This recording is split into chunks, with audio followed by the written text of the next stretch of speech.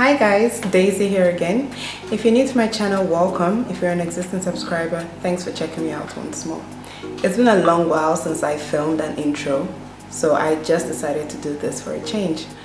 Once again, this was yet another tutorial where I just went with the flow. So I wasn't sure what I was going for initially, but I just played with colors and boom, that's what I came up with. So to see how I achieved all this, please stay tuned.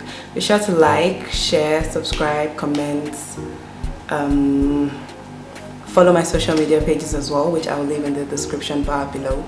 And yes, just enjoy this. Thanks guys, and I hope to see you in my next video.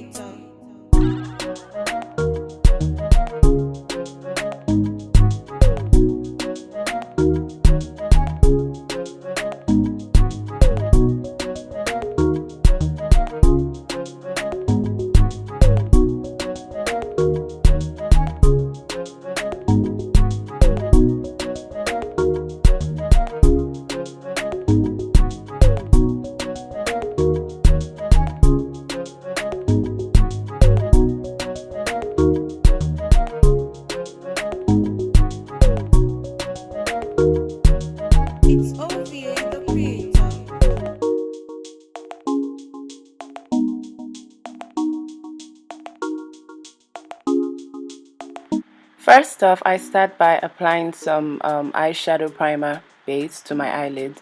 This is the NYX Jumbo pencil in the shade Milk.